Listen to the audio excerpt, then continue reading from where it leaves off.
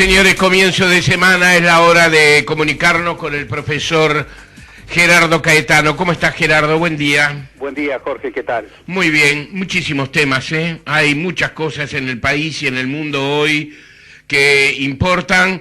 Hay un tema central que vamos a tratar, que es el tema de la convención del Partido Colorado, pero no quiero perder la oportunidad, discúlpame por el abuso, de por lo menos apelar a tu poder de síntesis para decirnos algunas cosas con respecto a otros hechos que realmente están marcando ese acontecer que en el país y en el mundo están ocurriendo. Primera cosa, Estados Unidos ha dado una semana a Siria para que demuestre concretamente que no ha utilizado armas químicas. Una reflexión breve, pero sé que esa reflexión, que será breve, va a ser esclarecedora para todos. Bueno, creo que una vez más, y lo digo con desazón y mucha preocupación, Estados Unidos rompe con la comunidad internacional y comete un error que incluso obviamente afecta a la comunidad internacional en primer lugar, pero también afecta a sus propios intereses.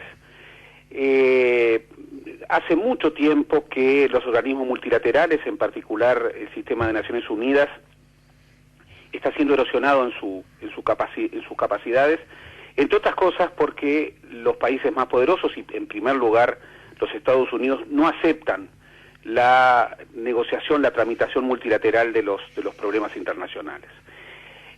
Han habido posiciones muy firmes respecto a la necesidad de recorrer los caminos del derecho internacional para dar una respuesta efectiva y contundente ante este episodio que es inadmisible.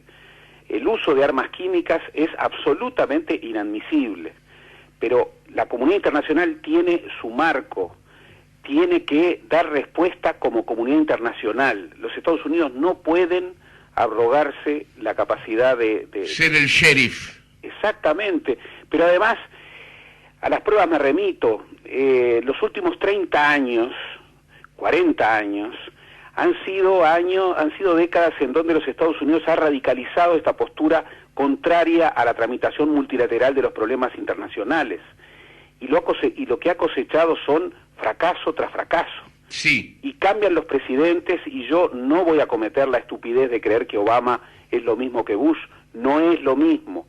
Pero sin embargo, la política internacional norteamericana en términos de bilateralizar los asuntos, de abrogarse la capacidad de decidir por la comunidad internacional en asuntos que le competen a la comunidad internacional actuar, es permanente. Se ha vuelto una cuestión de Estado en los Estados Unidos. Y eso es inadmisible porque, advirtamos además, sí, la comunidad internacional ha dado señales muy fuertes respecto a que la gran mayoría no respalda la acción norteamericana.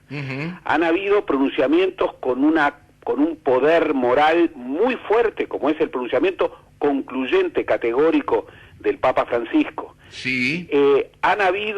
Están desarrollándose investigaciones de expertos de Naciones Unidas que van a dar resultados concluyentes respecto a qué ocurrió efectivamente dentro de pocas semanas. ¿Por qué? ¿Por qué esta aceleración y esta señal de poder para, digamos, dar respuesta a un hecho que ganaríamos mucho si la respuesta proviniera del derecho internacional? Claro, incluso, Gerardo, no está mal señalar, solo el 20% de los norteamericanos apoya una acción armada de Estados Unidos en Siria. 20%. Es decir, 2 de cada 10, 20 de cada 100. Así es. Hasta en el aspecto interno, Obama creo que se equivoca y son equivocaciones muy cruciales. Yo creo que el compromiso realmente muy fuerte que ha tomado el Papa y que han tomado otras personalidades a nivel internacional, está demostrando que la comunidad internacional está muy en contra de este modus operandi de los Estados Unidos. y que esto hay que detenerlo. Y por supuesto esto no quiere decir en modo alguno convalidar ni remotamente la barbaridad de usar armas químicas contra población civil indefensa. Sí. Pero la comunidad internacional no acepta la existencia de un gendarme del mundo que define por sí y ante sí lo que hay que hacer con total impunidad. Y esto los Estados Unidos cambian los gobiernos, pero no terminan de entenderlo. Y realmente en este contexto internacional tan incierto en muchos aspectos, este papel de los Estados Unidos tal vez sea el principal motivo de inestabilidad, lo cual realmente es poco creíble. Claro, y que le ha costado un desprestigio muy importante, una hostilidad muy importante hacia Estados Unidos. Yo recuerdo un título de la revista Newsweek hace ya un par de años donde se preguntaban por qué no quieren a los Estados Unidos. Bueno, esta puede ser una explicación. Pasamos a otro tema también importante, que quiero que nos digas algo, porque creo que es muy valioso. En la jornada de hoy en Chile, a pesar de que el 11 de septiembre es el próximo miércoles, en la jornada de hoy en Chile se va a realizar un recordatorio con respecto a los terribles hechos que llevaron al golpe de Estado 40 años atrás, dado por Augusto Pinochet. Los actos van a estar encabezados por el presidente Piñera, pero también por la candidata Michelle Bachelet, que va a acompañar junto a su madre, digamos que el Museo de la Memoria, donde hará un recorrido por un sector donde se exponen fotografías de detenidos desaparecidos y víctimas de la dictadura. Lo extraordinario, lo que leía incluso ayer, día domingo, día de análisis en los medios de comunicación del mundo, ¿verdad? Estoy hablando de los gráficos, es que hay una gran separación, una gran división histórica de cómo se ve ese momento concretamente en Chile, a pesar de las terribles consecuencias que tuvo, dando el poder a una de las figuras más nefastas que ha tenido América Latina a lo largo de su historia, ¿no? Es decir, de la historia del poder en nuestro continente. Me refiero a Augusto Pinochet. Hoy se procura unir, digamos, de alguna manera los conceptos, que no haya, digamos, una convocatoria realizada solamente por el gobierno. Creo que en una inteligente iniciativa, tú la considerarás, del presidente Piñera y también de la gran candidata a ganar las próximas elecciones, Michelle Bachelet. No, muy importante. En primer lugar, lo que vamos a conmemorar el próximo miércoles 11 de septiembre es una fecha lamentablemente muy importante en la historia latinoamericana. Es una fecha nefasta, pero es una fecha que marca a todos los latinoamericanos. El golpe de Estado liderado por Augusto Pinochet el 11 de septiembre de 1973 contra el presidente constitucional Salvador Allende, por muchos motivos fue tal vez el golpe de Estado emblemático de toda aquella oleada de golpes de Estado que también arrasó con las instituciones democráticas en nuestro país. Sin embargo, desde entonces la sociedad chilena, no así la comunidad internacional, pero la sociedad chilena ha estado fracturada respecto a este hecho. Yo creo de todas maneras que en los últimos años, y a medida que se van conociendo detalles del terrorismo de Estado, de la corrupción protagonizada por el propio Pinochet, de las cosas más tortuosas del régimen, esa fractura en mitades comienza a ceder. Y si bien hay núcleos muy retardatarios que siguen respaldando y que siguen con nostalgia aquellas atrocidades cometidas por Pinochet, hay un movimiento muy importante, no de unificación ideológica, que no se trata de eso cuando uno recuerda estos hechos. Claro. Yo creo que el gesto del presidente Piñera es muy importante, porque el presidente Piñera ha criticado el golpe de Estado, ha criticado el terrorismo de Estado, ha criticado la figura de Pinochet, y eso lo ha hecho sin apearse en modo alguno de lo que son sus convicciones ideológicas en el libre juego de las instituciones democráticas. Y entonces creo que hay cosas en las sociedades en las que una enorme mayoría tiene que ponerse de acuerdo más allá de sus diferencias ideológicas, y en cómo recordar algunos hechos del pasado, por ejemplo, en el rechazo generalizado a un golpe de Estado, a una dictadura terrorista, terrible, al terrorismo venga de donde venga. Me parece que forma parte de esos hechos. Yo realmente siempre hay que registrar, la sociedad chilena es una sociedad con una tradición muy ríspida, es una sociedad muy aristocrática, es una sociedad donde la división de sociales es muy fuerte. Sí. Es una sociedad que ya en el pasado, pero ya estoy hablando de muchas décadas atrás, esto no empezó ni con Allende, ni con Frei Montalva, ni con Pinochet, es una sociedad de divisiones fuertes. Sí. Lo que ocurre es que lo que pasó el 11 de septiembre del 73 es demasiado grave.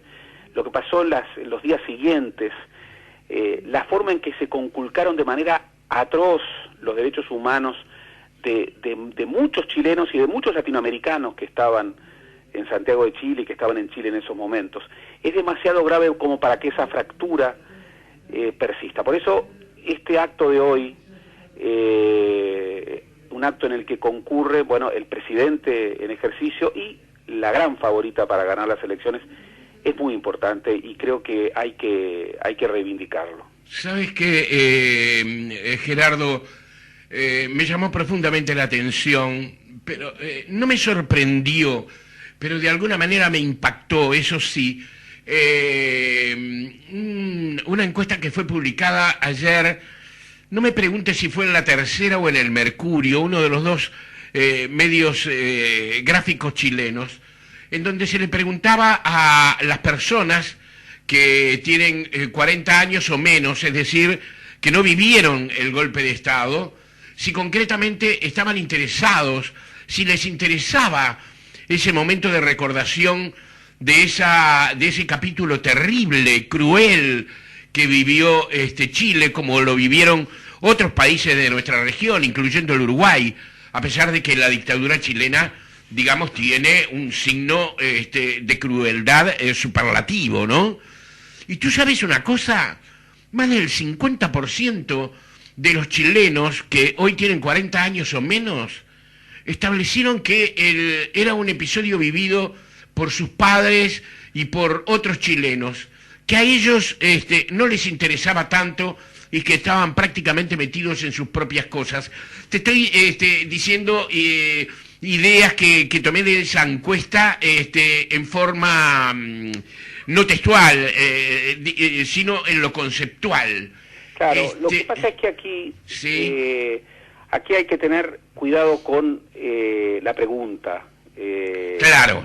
Porque si yo a gente más bien joven le pregunto ¿qué le importa más? Acerca de su interés sobre acontecimientos que ocurrieron antes que ellos nacieron o cuando eran niños, hay como una proclividad directa a decir no me importa. Ahora, si yo cambio la pregunta y digo, ¿tú estás de acuerdo en que un militar de un golpe de Estado? ¿Tú estás de acuerdo en que los militares que tienen que estar sujetos al poder constitucional se abroguen el derecho de intervenir, de destruir la casa de gobierno, de hacer juicios sumarios y matar a decenas de miles de personas? La pregunta cambia y las respuestas cambian. Claro. Muchas veces las encuestas, a veces con sentidos ocultos, con intencionalidades políticas. Sí. Estamos hablando del Mercurio. El Mercurio... Sí, fue un diario oficialista. No solamente oficialista, fue un diario golpista. Sí, claro. Fue un diario que incentivó e impulsó la intervención de los militares. Eso quise decir, sí. Exactamente. Entonces, no es ingenuo que el Mercurio hoy, y La Tercera, que es un diario que no tiene esa historia, pero que tiene una afiliación ideológica similar, presente estas estas encuestas. Yo y esto lo he vivido no solamente aquí, pero también lo he vivido en otros países de América Latina. Mi experiencia respecto a la preocupación de los jóvenes en torno a sucesos traumáticos del pasado es que en ellos la preocupación es muy grande, solo que se tramita de manera distinta y de acuerdo a formatos diferentes. Claro. Obviamente no pueden sentirlo en el mismo formato en que lo siente una persona que lo vivió directamente, que marcó su vida. Sí. Es un grave error creer que la transmisión generacional se hace bajo los mismos formatos. Eso es un grave error. La memoria funciona de manera muy distinta y los valores que se articulan con la visión de la memoria en relación a acontecimientos traumáticos del pasado se hace de manera muy distinta. Pero bajo formatos diferentes, mi experiencia indica que los jóvenes de hoy siguen teniendo una preocupación muy importante respecto a los hechos traumáticos del pasado. Es más, en algunas sociedades, cuando los hijos de los padres de ayer quieren olvidar, sí, son los nietos los que reclaman verdad. Sí, por ejemplo Alemania, por ejemplo España. Por ejemplo Alemania. Tenemos que mirar a pueblos que han sabido... es que el pasado vuelve, Gerardo. Por supuesto, el pasado vuelve en vuelve. nuestras vidas, vuelve en todas las cosas, ¿verdad? Siempre, si no lo hemos resuelto, vuelve, retorna. Sí, sin que hablar. Y aun cuando creemos que lo resolvemos, el pasado forma parte de nosotros. ¿Cuál es el primer hecho, la primera operación intelectual, la primera operación cognitiva, emocional, cuando nos despertamos? Recordar. Si no recordamos, no nos podemos levantar, entramos en la perplejidad más absoluta. Cuando cesa el sueño y nos incorporamos, bueno, recordamos. Claro. La memoria tiene que ver mucho más con el presente. Claro. Entonces, bueno, el tema es que la memoria cambia, no todos recordamos igual, y sobre todo en una sociedad donde el intervalo generacional es tan grande, las formas de la memoria cambian muchísimo, y entonces muchas veces estas encuestas, bueno, formulan las preguntas buscando, bueno, el clivaje intergeneracional que se va a dar. Bien. Pero desconfío de la pregunta.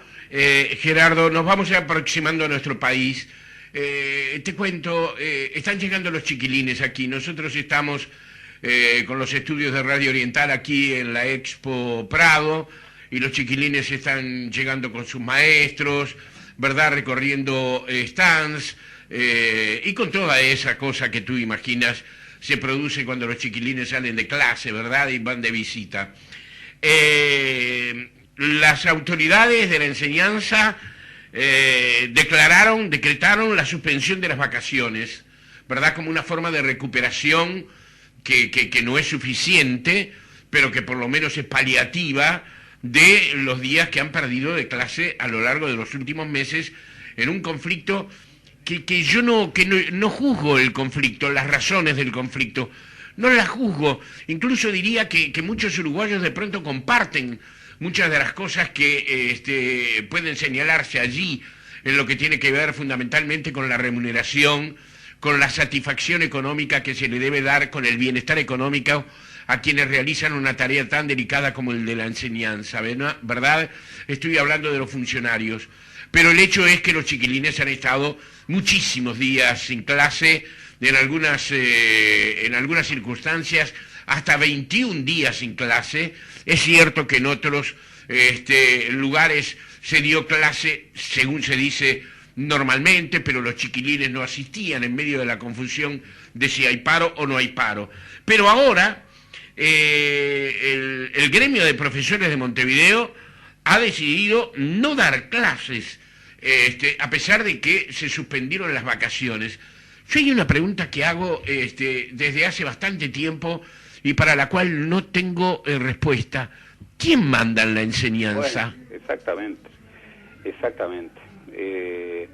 Como en la canción de Serrat, ¿quién manda y quién es el mandado? Claro. A mí la palabra mandar no me gusta. Sí, está bien. Pero la palabra gobernar. Pero estamos hablando de lo mismo. y además estamos hablando de quién rinde cuentas. Claro, ¿quién tiene la responsabilidad, no? ¿Quién tiene la responsabilidad? Y además la responsabilidad, lo repito una y otra vez porque es lo que marca mi mayor rebeldía, la responsabilidad frente a los más débiles, la responsabilidad frente a los que más necesitan educación, la responsabilidad frente a los niños de los barrios segregados que necesitan como el agua la educación. Tú sabes que la educación en nuestro país fue el gran factor de integración social. Fue el factor que nos hizo una sociedad... de esperanza. Una sociedad de esperanza, pero también una sociedad donde se repite una u otra vez, Naide es más que Naide. Hoy esa frase no es cierta. Entre otras cosas porque la educación, que antes sirvió para integrar, hoy, lamentablemente, en medio de una revolución del conocimiento, puede ser, aunque no lo queramos, el gran instrumento de desintegración. ¿Esto qué quiere decir? Bueno, los niños que tienen buena educación estarán mejor... pertrechados para el futuro. Más educación, que es la clave. Serán más aptos para incorporar más educación. Y los niños que tienen peor educación tendrán enormes más dificultades. La precocidad en la deserción hace que allí esté la reproducción de la pobreza y de la indigencia. Entonces la primera responsabilidad respecto a la integración social de los más pobres la tiene el Estado. Y ahí la pregunta tuya de quién manda, quién gobierna, es decisiva. La CIDE hace 50 años, el Congreso del Pueblo hace 50 años, con el rol determinante de figuras emblemáticas como Julio Castro, reclamaban un mínimo de 200 días de clase. ¡Caramba! Hoy en muchos liceos y escuelas no se está llegando a los 150 y estamos muy por debajo de, ya no de, digamos, de los grandes del mundo, estamos por debajo de la región, estamos por debajo de los países que nos rodean. Pero además, ¿quiénes están por debajo? Están por debajo particularmente los liceos y las escuelas de contextos críticos. Y que no me vengan con el tiempo pedagógico, por supuesto, hay que discutirlo, pero horas que se pierden, días que se pierden, son... irrecuperables, totalmente de acuerdo. Entonces, ¿cómo van a empezar, por ejemplo, el año que viene estos chicos si no recuperan esas horas? Pero ni que hablar. Podemos discutir la forma, podemos discutir cuál es la mejor estrategia, pero eso de hacer paros por tiempo indeterminado o paros salvajes, ojo, en los liceos públicos, porque muchos de esos docentes, los docentes de la escuela privada y de la escuela pública son los mismos. Sí. Y hacen mucho más paros en el sistema público que en el sistema privado. Ni que hablar. Paro, y no porque ganen más, a veces ganan menos. ¿Por qué se hacen huelgas salvajes, con gran afección de los intereses de los alumnos, y luego se reclaman cosas tan espurias como el no descuento? Es una changa hacer huelga si no me descuento. Claro. Es una changa. Yo recuerdo lo que decía Héctor Rodríguez, lo que decía José Delía respecto a este tipo de reclamos. Grandes dirigentes sindicales que marcaron la historia del movimiento sindical uruguayo. Pero además después plantean de que recuperar clase